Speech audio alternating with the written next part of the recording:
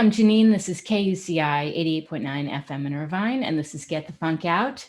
Standing by to join me is Sharon G. Flake, and we're going to talk about her forthcoming book, The Life I'm In.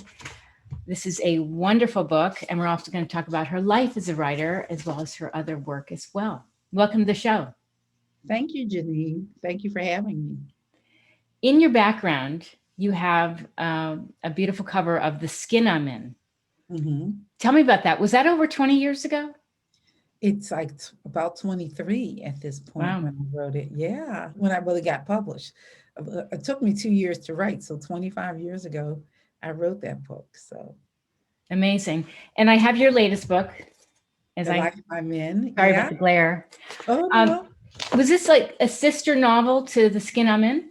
It is a sister novel to The Skin I'm In. It's the answer to the question of whatever became of the bully in The Skin I'm In, Mm-hmm. because Charlize was the bully, the antagonist in the first book, and this is her life story now.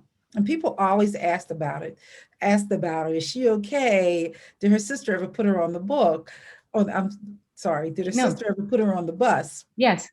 Because her sister had threatened Shar, saying, listen, if you fail seventh grade again, if you get into any more fights, I'm going to send you south to live with grandma.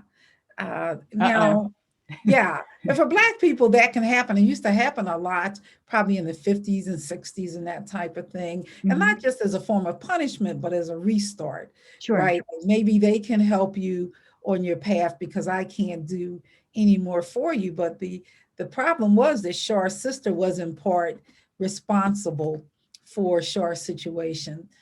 For people who haven't read The Skin I'm In, maybe I should back up a little Yeah, give bit. us a sense. Go ahead. Okay, The Skin I'm In is my first novel.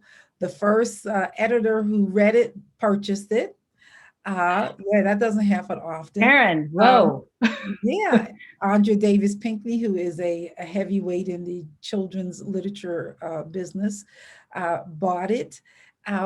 It's a novel about a dark-skinned girl who gets picked on because people don't like how she looks. They don't like her skin color. They don't like that her clothes are not really in good shape. And so Malika comes up with this idea. She's 13 years old, right? Middle school. And she just decides, well, if I sort of hang out with the toughest girl in school and maybe do her homework and whatever she wants me to do, uh, then maybe other people will leave me alone. Mm, Well, what happens? You hang out with a bully and you want to be their friend, but they right. don't really often know how to be a good friend. And so Charlize starts to bully Malika, makes her a sycophant, and Mm, um, Malika has to learn to find her voice, to love who she is just as she is, yes. and to sort of stand up for herself. And in the process, she also learns that she's a gifted writer via a teacher in the book, and also because her dad has left her these great poetry that celebrate her dark skin and her I love beauty and that. how smart she is, and that helps her get to the other side. How did this whole story come about? I mean, have you always had this incredible imagination where you can see these characters? I mean, where did this come from? I love this question because I always tell people I never was the kind of person like, you know, how some writers say, oh, I can see pictures and it's visual, Mm-hmm. vivid, and I can hear, I don't hear voices or see pictures. I didn't write in elementary or middle school or high school. Other than I had a pen pal, but that's, you know, a different kind of writing. And no one, as I recall, told me I could write. You know, I'm not mad at anybody about it. I don't think I showed any creativity. I Mm-hmm. went to college to be a doctor. In fact, I wanted to be a doctor so much that you may remember this. I was a candy striper. I And was a I, candy striper. oh wow, yeah, I worked was in a a candy hospital, striper. volunteer with the Yes. uniforms, and I went to a Saturday class where you dissected animals, and I'm not That sure I did not do. I'm so glad I didn't. they were already deceased, but I'm sure you can't do that anymore Ugh. as a like a high school summer, you know, after school person. Yeah. Um, and so I did that because I really wanted to be a doctor, and then I wanted to be you know, pediatrician. And then what happens? I go to college, and the real deal hits you, right? It's like Yeah. what? Math and science, you Yeah. know. I'm struggling in those classes playing Jesus, praying, Jesus, please get me through this class, you know. And then, you know, all the while I was also taking English classes, right? You have to take different kind of courses. And Sure. I realized that I liked it. It wasn't just that I was good at it because I was, but I really liked You it. enjoyed it. I enjoyed it a lot. I'll tell you how good I was at writing in college. I don't tell many people this, but I was also a political science minor Hmm. and I hadn't studied for my midterm. And so I went in there like with having not studied at all. I start writing this letter. You know, we used to have those booklets. I don't know if they still have them, test booklets. Those blue To my, ones? yes, writing a letter to my professor explaining how I wasn't able to study because my parents were getting a divorce, blah, blah, Oh, blah, blah, blah. okay. And it helped me because he let me take my test over later. Oh, Well, my parents were not getting a divorce. My parents have been married about 65 years. Sharon, So I should have known then that, hey, you have a pretty good you're a imagination. fiction writer. There you That go. you're a fiction writer. Yeah. And so that's this. So back to the skin I'm in, my first novel. What happened was I tell people if my daughter hadn't been born, I'm not sure I would have ever gotten published because she's the reason I wrote the book, Oh, right? I tell yeah. Brittany came into the world dark brown and beautiful. And Mm, from the moment she came in, I would tell her stories, verbal, right? Oral stories about dark skinned girls. They could fly, they could solve crimes, they could do all this. So I just kept that up. And I had been writing before then, but you know, I might write today, I might not write for 3 months, 6 months, 8 months. But once she came on the scene, I just was very consistent about writing that's great. picture books that never got published. Those never got published, Not too and late. well, yeah, that just doesn't happen to be my forte. But picture books and going to her daycare center sometimes and orally telling stories, Hmm. um, and then writing a story, a short story before the skin I'm in about a dark skinned girl and a light skinned girl. They were twins, and the stories from the light skinned girl's perspective. Mm, What she was saying, the pain she experienced because of the pain her sister experienced from people who would, talk about her brown skin negatively, or sure. come over to the light skinned sister and fondle her hair and say, oh, you're beautiful, when the darker skinned sister was standing right there and they basically were ignoring her.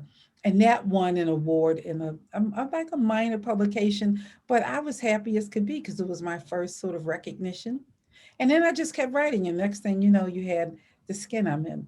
And people think that book is about my daughter. It's not, even though my daughter is tall and dark, and Malika is too, but my daughter was like 7 when I wrote the book.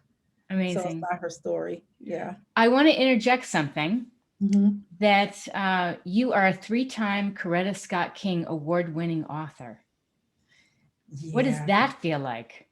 It's amazing because it's a big deal in this business. Yeah. And I got it with my first book. I got that award in the American Library Association sort of recognitions for best books for young adult readers, and all of these awards and recognitions started coming in.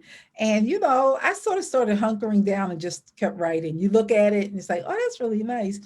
And you just sort of keep on moving. But it's really good because for some readers and some parents, they only the first thing they look at are award-winning novels, Sure. right? Yes. Some schools, the first thing I want to know is, okay, what's your track record and what's the industry saying about your work? So Right. I feel really fortunate and blessed to have gotten some Bravo. It's incredible. nice recognition. Thank you.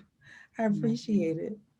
Let's touch on your latest book, The Life I'm In, The life I'm in. because, I mean, the theme of, the topic of human sex trafficking is prevalent in the book. Tell me why this was an important book for you to write. People have been asking me to write a follow-up to The Skin for 20 years. Hmm. And I always said I wouldn't do it because the book is really so iconic. It's been so well received by people of all kinds of backgrounds, taught in colleges as well as elementary schools, sold on 6 continents in different languages. And Janeane, you've read books and seen movies. that you felt like, oh, why did you do a sequel? Why didn't you just leave it Sure. alone? I didn't want to be in that category. And so there were a couple of reasons I did the book, and I'll just mention one or two of them. One was I probably had grown up myself Mm. finally, right? I I get it. got published at 42, and I tell people a lot on the road, young people at schools and conferences really helped me to sort of grow more confident. Like my character in The Skin I'm in, I had my own self-esteem struggles, right? I had my own sense of smallness. So the feeling Malika has in The Skin I'm in of feeling small is me, not her, not what she goes through, but Sure. that feeling of what it feels like to just feel tiny and small. And when I first started out for many years speaking to young people, they were the first people I told, I'm really bad at spelling, I'm really bad at grammar. I'm afraid to be up here speaking. They were the first people. And so they would open up and start telling me their stuff too, right? Oh, I'm being bullied, or people were teasing me for this reason and for Mhm. that reason. And so one reason I think I wrote this book is I could finally tell it without worrying a whole lot Sure. about what people thought about me or the book, Mhm. finally. I think the other reason was like a mom, lots of mothers, I noticed the uptick in trafficking. And I remember when this person asked me a couple of years ago, why haven't you written a book or with Char or a follow-up book to The Skin I'm in, or would you do it? My first answer was no, but if I did, it would be about Charlize Jones, and it will be about human trafficking. And human trafficking, I just said the why, sort of, there was this uptick. And even as my daughter is in her 30s, I worried way in the back of my head sometimes if she went to walk the dog, or don't be too close to the street, Sure. don't be too close to cars. And we're not in a really challenging neighborhood. We're not, it's fine, but it can happen anywhere. I agree. And I It's think here in that's, Orange County, California. yeah, Very yeah. prevalent. Right. And so you guys were out California just in the news for trafficking. Yeah. And so Yeah. I think I was ready, and I thought the story needed to be told. Parents have trusted me with difficult stories, whether it's shootings or whatever, for years, school teachers, principals, parents. And so I thought I was a good person probably to take that story on. Why Shar? Why not Malika? Right? Yes. Yes. You know what? When I ran research, I found out that only one encounter with social services can make a young person vulnerable to trafficking. If Mm. you look at Char's background, Char had been left down by the time the book starts, three times in seventh grade. Her parents were both murdered brutally. She had not recovered from that. Mm. And then she was sort of being bullied in a way by her sister. Um, Her sister was doing the best she can to make money, but she certainly was giving these parties where Shar had to work late into the night, serving drinks, serving adults, Mm. people, strangers waking up 3 in the morning. So that kind of lifestyle I looked at and said, even though I don't mention it in that book, there probably would have been some social service intervention, Yes. school, community, someone to say, hey, something's not right here. Yes. And so that's why Shar. And once I had that conversation with that person, they asked me, "Hey, why would you ever do it?" I went home and I started writing, and then I started researching and talking to a person who had been trafficked, talking to the police, plowing through articles and newspapers, and um, looking at what happens with the justice system with some of the people, especially the young people, and talking to organizations that deal with victims and survivors. That's great. You really did your homework. I really did my homework, and I will tell you, I just got a letter back. I'm looking because I'm like, can I look at a Mhm. letter back? Because I sent the book to one of the people that I had interviewed, who happens to be a nun Oh. and works with young people and trafficking. And it was a very positive letter where she said, "Oh my God, you did a great job. I'm really proud to have Beautiful. been, helpful in this process, and that considering us sort of partners in a way, in the journey towards eradicating this. So that was a big deal to me, because when I sent her the book, I held my breath. It's like, oh my God, I hope she thinks I got it right. Oh, Yeah. I'd say read a little bit of letter, but I don't want to make you have to find it. So Well, it's just funny. I should have had it out here somewhere. It's not that's probably, it's not, well, so you kind of like you look at want me to? I sure, want why not? I'd love it. to pay, because it really, I don't have, Why not? it's, it's not far. Here's not, if it's not in this book, oh, it's in That's there. fine. While Oh, you're here it is. looking, well, let me just tell everybody who's watching this. I have all your information. We've been talking to Sharon G. Flake about her forthcoming book, The Life I'm In, but all her information is on my show blog, getthefunkoutshow.kuci.org. And when we're done with this is going to be in video and audio on the show blog. And when they want more information on you, they can go to sharongflake.com. Okay. Okay, here it is. I don't want to name the person. No, you don't have to. Go ahead. Because I haven't gotten her permission to do that. Yeah. But it says, Dear Sharon, thank you for the signed copy of The Life I'm In. I received it in the mail on Saturday when I stopped into the office. I brought it home and spent the rest of the day reading until I finished the book. You did an amazing job capturing just how easy it is for young people to be lured into the life of human trafficking. Char's story was real and painful. You captured really well how Daddy met her basic needs, thus making her dependent on him. The interplay and relationships between Shar and the other victim survivors was well thought out and showed the hierarchy that exists even among the victims and survivors. I could go on more, but she talks about the audience, and she felt you showed Char's vulnerability in the midst of her trying to hold her life together. And that is exactly what Daddy picked up on. It is what all daddies pick up on when looking for their next victim. Mm. And she mentioned something that I appreciated. She says that I appreciated that it wasn't too graphic because of the age group you're dealing with. Sure. But at the same time, it has to be realistic. So I wanted people to feel what she was going through, but I do want people to finish the book, right? And so I wanted to show different sides of Charlize too. In the first novel, The Skin I'm In, Char is not the nicest person. There are not a lot of people or readers that like her. They are rooting very much for the protagonist, Malika, right? Madison. In this book, I've had so many readers say, oh my God, I loved Char in this book. I cried for her. I bit my fingernails hoping that she and the other girls would be okay. Right.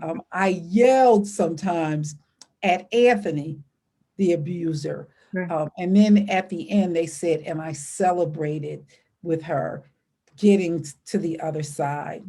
For readers of the first book, they'll be happy to know that Malika returns in the book.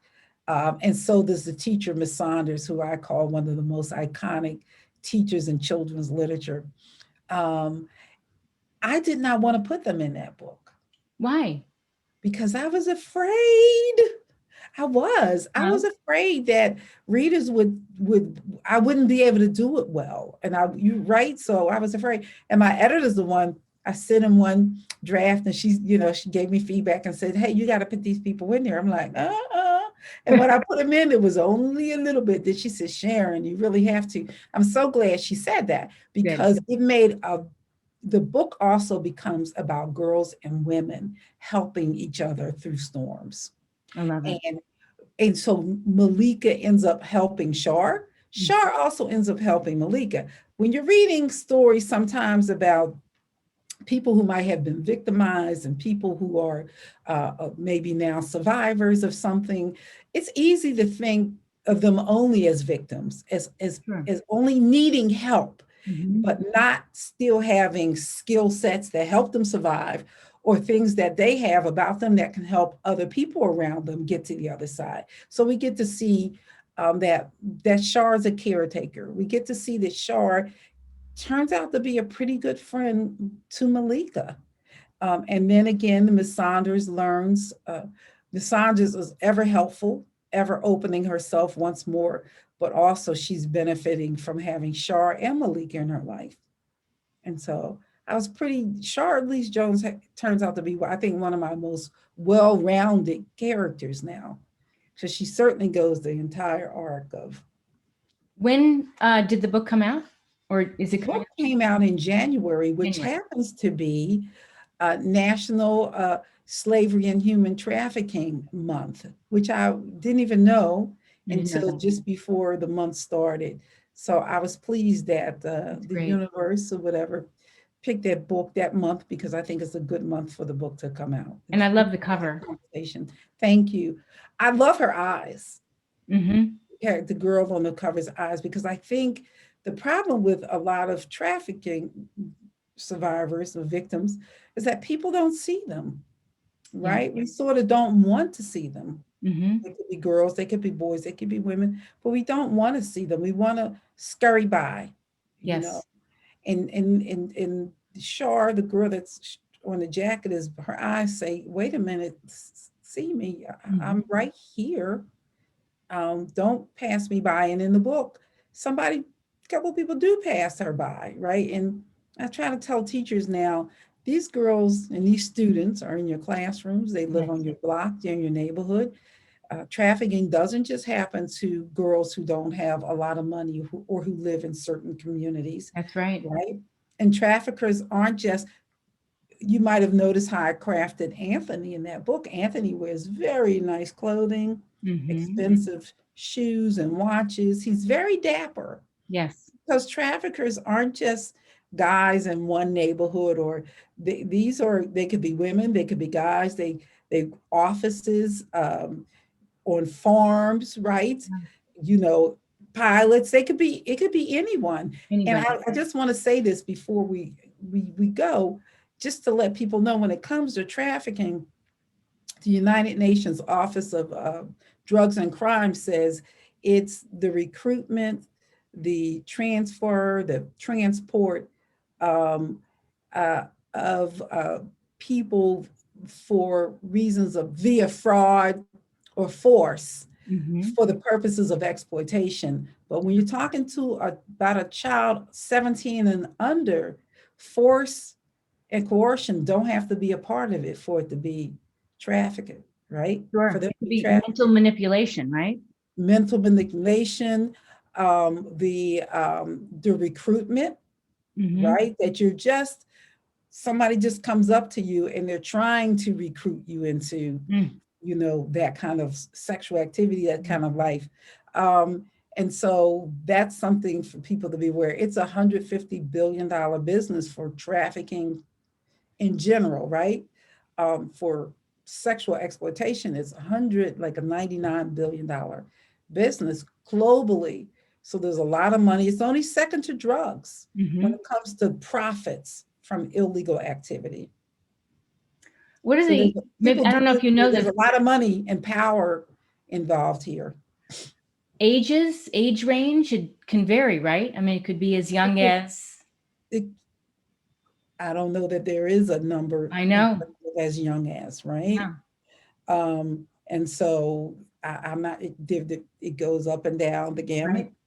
Yeah. Um, and it happens around the globe. It happens, the United Nations, I think, has been doing a really good job over the last at least the last decade, of trying to globally come up with a definition, having law enforcement work together, um, countries sort of come together. The State Department puts out a trafficking in human persons report every year.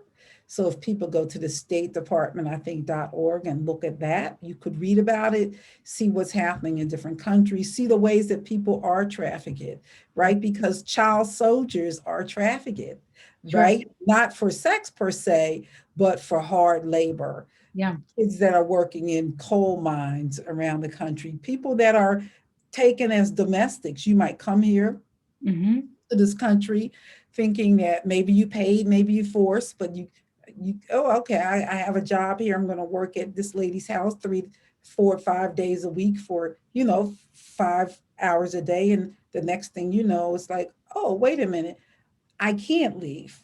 They won't let me leave. Right. They're not paying me. right? I'm sleeping in the basement, in the cold, in the dark. Nobody knows I'm here. All of this becomes a human rights violation Right. issue, right? Definitely. Um, and so it, we just have to be aware of it. And Yes. I think one thing about young adult novels is that it allows young people to have a whole host of conversations about all sorts of different things.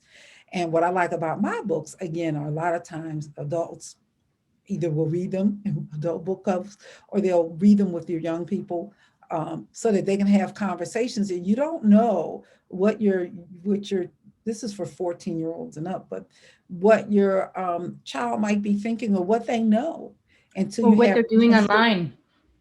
different sorts of conversations with Yeah, them.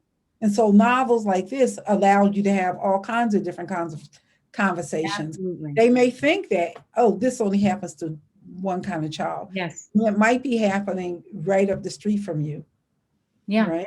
I think this is incredible because it really does open up the conversation between teachers and students, parents and their kids. And, a lot of times you want to tell your kid, be careful, this is what goes on. But once they can read it and see these stories and think about that in life, it becomes very relevant. It becomes very relevant and also becomes very relevant in an era where we're talking about a lot of human rights issues, Yes. right? Yes. So this becomes another one for them to be aware of. I know a lot of faith-based organizations have been involved with human trafficking for a while now. Mm-hmm. They have either come up with facilities of their own so that they could care for, or pipelines between them and churches or organizations of other countries to get money, and all kinds of other things to people who have been trafficked. Or but I'm not sure how much they have conversations within their own groups Right. other than what we might read in literature. Yes. Sometimes the literature can give you one idea, it, but Yes. and then when I say literature, I mean the brochures. But Right. then you get a novel like this where you get to see the fullness. You get to see the strength of Shar. Yeah. You get to see the humanity of Shar. And so once you kind of see that, it's kind of like, oh no, I wouldn't want that to happen to anybody. Yes. Um, and again, it opens up the door for conversations with your own child. Yeah. So, or your Well, neighbor. we have to wrap up right now, but where can people find out more about you? You can go to my website, or they can go to my website at flake.sharon@gmail.com. And So that's that's your email. that's my, is that what I gave them? Yeah. Well, they can reach me at my email too. But my website is sharongflake.com. Okay. Wonderful. So yeah, you can go to Sharon G. Flake and that's my website. You can Okay. find, I'm easy, just put my name in there and a whole bunch of books I and bet. about me will pop up. So Well, congratulations. And I've really enjoyed getting to know you and hearing your backstory and your books and, incredible accolades, well deserved. thank you. I really appreciate it.